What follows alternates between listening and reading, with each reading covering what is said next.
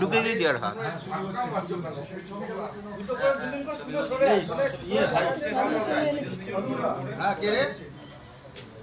আরো খবর থেকে হচ্ছে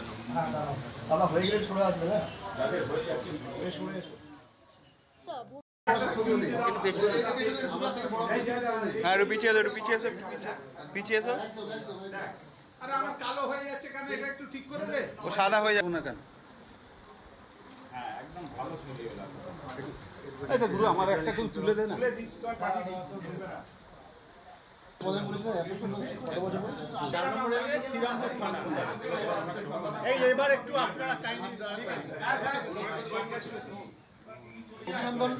এবং দিদির সাথে আমি পার্সোনালি দেখা করতে চাই, দিয়ে বলতে চাই যে দিদি আমার মেডেলগুলোকে খুঁজে দিন। কিন্তু সেই হয়তো আর সেটা আর দরকার পড়বে না, কারণ পুলিশ তার কাজটা অনেকটাই করে ফেলেছে, আর অল্প কিছু বাকি আছে। আমি আশা করছি ওনারা বললেন যে আপনাকে বাকিটা আমরা খুঁজে দেব, আপনি চিন্তা করবেন না। আমি বারবার আমার মেডেল কথা বলছিলাম, যেটা আমি 91 শ্রীলঙ্কায় পেয়েছিলাম, ওগুলো একটা মাত্র পেয়েছি আর 5টা বাকি আছে। তো মানে খুঁজে পেয়েছে, তার মানে আমার মনে হচ্ছে, আমি আশা করছি এবারে আমি সবকিছু পাবো। হ্যাঁ হ্যাঁ হ্যাঁ চিঠি দিয়েছিলাম, হোয়াটসঅ্যাপ করেছিলাম আমাকে সাংবাদিক, আপনারা একজন সাংবাদিক বন্ধু আমাকে বলেছিলেন যে আপনি ওনাকে লেটার লিখুন, উনি নাম্বারও দিয়েছেন আমাকে যে হোয়াটসঅ্যাপ করুন, উনি করবেন। তো আমার মনে হয় নিশ্চয়ই ওনার যা কাজটা সেটা করেছেন, কাজের মাধ্যমে হয়তো উনি দেখিয়েছেন। হ্যাঁ কাজের মাধ্যমে দেখিয়েছেন। হ্যাঁ হ্যাঁ হ্যাঁ হ্যাঁ হ্যাঁ আমি এখন আশাবাদী। দেখুন আমার কাছে একটা পদশ্রী এখন আছে, আমাকে যেটা দিয়েছে আমার কাছে আছে, আমার কলকাতার বাড়িতে আছে। আমি ওটা ভাগ্যিস নিয়ে গেছিলাম, যে কারণ বিভিন্ন সাংবাদিক বন্ধুরা আসে দেখতে, একটা ওখানে একটা এখানে রেখেছিলাম। এগুলো এগুলো অ্যাওয়ার্ড, এগুলো কিসের আমি জানি না, আমরা দেখি না যে এটা হ্যাঁ রেপ্লিকা। তো আমার আশা করছি আমি সব উদ্ধার হয়ে যায়। সকালবেলা আমাদের বাংলা তথা বাঙালির গর্ব বুলা চৌধুরী, ওনার উত্তরপাড়াতে দেবাই পুকুরে একটি বাড়ি আছে, সেখানে ওনার ছোট ভাই রক্ষণাবেক্ষণের জন্য এসে দেখেন যে ঘরে রাখা ওনার যে মেডেলগুলো, যেগুলো সারা জীবন উনি অর্জন করেছেন, উনি প্রখ্যাত সাঁতারু, সারা জীবন যে পারফরমেন্স করেছেন সেইগুলো ওখান থেকে সমস্ত চুরি হয়ে গেছে। তো তারপরে একটা কেস রুজু হয়। মাননীয় বুলা চৌধুরী উনি আমাদের কমিশনার স্যারের সাথেও কথা বলেন এবং প্রত্যেকে সকলে খুব উদ্বেগের মধ্যে ছিল। মাননীয় CP sir special investigation team একটা গঠন করেন, তার নেতৃত্বে আমরা সকলে ডিটেকটিভ ডিপার্টমেন্ট, উত্তরপাড়া থানা, সিআইডি থেকেও আমরা হেল্প নিয়েছি। তাদের থেকে হেল্প নিয়ে যে সায়েন্টিফিক এভিডেন্স পাওয়া গেছে, আমরা এই ঘটনার তদন্তে নেমে 24 ঘন্টার মধ্যে ওনার যে চুরি যাওয়া সামগ্রী আপনারা দেখতে পাচ্ছেন, এই মেডেলগুলো, এখানে 295 মেডেলস আছে এবং যেটা প্রথমে 150 বলা হচ্ছিল, কিন্তু তার থেকে অনেক অনেক অনেক বেশি ওনার অ্যাচিভমেন্ট। তো সেই 295 মেডেলস আমরা উদ্ধার করেছি। কৃষ্ণা চৌধুরী নামে একজন চোরকে আমরা ধরেছি, তার থেকে আমরা এগুলো রিকভারি করেছি। আপাতত দেখতে পাচ্ছেন আমরা বুলা চৌধুরী, উনি প্রখ্যাত সাঁতারু, উনি অনেক উদ্বেগের মধ্যে ছিলেন, আপনারা নিশ্চয়ই টিভিতে দেখেছেন। তো উনিও তার যে আমরা সিপি স্যার কথা দিয়েছিলেন যে আমরা এটা উদ্ধার করে দেবো, সেটা আমরা কথা রাখতে পেরেছি। এইটা হচ্ছে আপাতত। কোথা থেকে ধরলেন স্যার? লোকাল ও রিসরা এলাকার বাসিন্দা ছেলেটি, আমরা ওর বাড়ি থেকে ওকে ধরেছি। এই চুরি করার কারণটা কি? হ্যাঁ মোটামুটি ধরে নিতে পারেন 99.99% মাল আমরা উদ্ধার করেছি। এরপর ম্যাডামকে আমরা এগুলো দেখাবো, উনি আইডেন্টিফাই করার পরে আমরা কনফার্ম করব।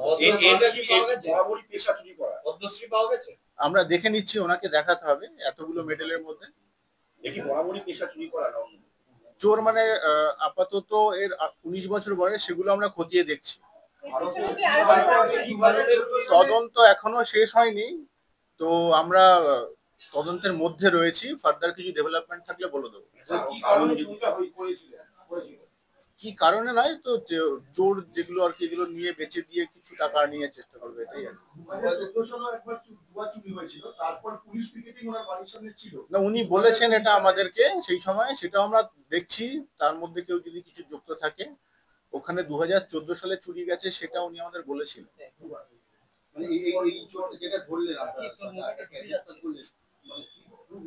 সিসি ক্যামেরা ফুটেজ ক্ষতি দেখেছিলেন? সিআইডির যে ফিঙ্গারপ্রিন্ট এক্সপার্ট, এফএসএল এর টিম সকলে সহযোগিতা করেছে, আমাদের ডিটেকটিভ ডিপার্টমেন্ট, তার সাথে থানার যে সমস্ত কর্মচারী আছেন, আমাদের সব অফিসার সকলে লেগেছিল। স্পেশাল ইনভেস্টিগেশন টিম গঠন করার পরে তারা সকলে মিলে তাদের প্রচেষ্টাটা ধরা পড়েছে। এটা জানতে পারছেন যে এ কি মানে চুরি করার উদ্দেশ্যে না, এটা অন্য কোনো কারণে হয়তো পদকের অন্যরকম মূল্য রয়েছে? এখনো তদন্ত শেষ হয়নি, তো আমরা সেগুলো খতিয়ে দেখছি। এই যে চুরি করার সময় যেটা আপনারা বলছিলেন দরজা ভেঙে চুরি করেছে, পিছনে একটু পাঁচিল ছিল, এই পাঁচিল টপকে পালিয়ে যাচ্ছে কিছু বলেছে। বাড়িটা আমরা দেবাইপুকুরের বাড়ি ভিজিট করেছি কিনা জানি না, ওটা একটা একেবারে কর্নারে একটা বাড়ি রয়েছে, তো ওই গলিটা ওখানেই শেষ। ওখানে ঢুকতে গেলে আইদার সামনে থেকে এসে রাস্তা দিয়ে আসতে হবে অথবা পেছনের পাঁচিল থেকে আসতে হবে। তো পেছনের পাঁচিলের এক জায়গায় কাজ ভাঙা আছে, সেইখান থেকে আমরা সূত্র পেয়েছি যে ওখান থেকে ঢুকেছিল। পদ্মশ্রীর ব্যাপারটা কি একটু বলুন? আমরা মাননীয় বুলা চৌধুরীকে এগুলো সমস্ত দেখাবো, আমরা তারপরে আপনাদের বলতে পারবো। পদক ছাড়াও আর কি কি উদ্ধার হয়েছে? পদক ছাড়াও আরো ওখানে কিছু দেখতে পাচ্ছেন কাঁসার জিনিসপত্র ছিল, কল, হ্যাঁ, তারপরে কল ভেঙেও নিয়ে চলে গেছিল, সেগুলো আমরা পেয়েছি এদের কাছ থেকে। ওর পজিশন থেকে আমরা পেয়েছি। এছাড়া একটা অন্য বিষয় প্রশ্ন করছে, ওটা নিয়ে কিছু বলতে, ওটা নিয়ে পরে বলছি, এটা ছেড়ে দিন, ওটা আমাদের মানে এলাকার ঘটনাও নয়, জানা নেই অতটা। আপাতত একজনকে আমরা অ্যারেস্ট করেছি, এখনো ঘটনার তদন্ত শেষ হয়নি।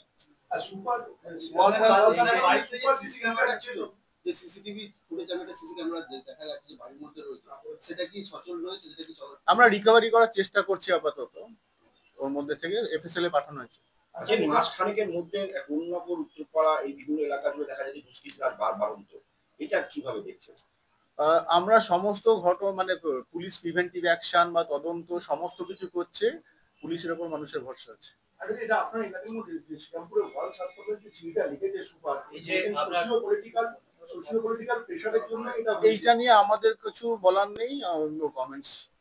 এই যে আপনি কতদিন আগে চুরি হয়েছে মনে হচ্ছে? এটা মনে হচ্ছে না, আমরা ওকে জিজ্ঞাসাবাদ করেছি। ঘটনা মানে এই বাড়িতে উনি মাঝে মাঝে আসতেন, মাননীয় বুলা চৌধুরী, আসে মাসে একবার। তো সেই বন্ধ বাড়িতে যেটা খবর পাওয়া যাচ্ছে যে 12 থেকে 14 তারিখ এই টাইমের মধ্যে চুরিটা হয়েছিল। আমরা পুলিশের পিকেট শুধু নয়, ওখানে পুলিশ পেট্রোলিং সারাক্ষণই থাকে রাস্তা দিয়ে, বা পুরো উত্তরপাড়া জুড়ে শুধু নয়, শ্রীরামপুর বা চন্দননগর কমিশনারেটে পুলিশ পিকেট, প্রিভেন্টিভ অ্যারেস্ট, তারপরে হচ্ছে গিয়ে ক্রিমিনালদের ওপর নজর রাখা, সবই চলছে এবং চলবে।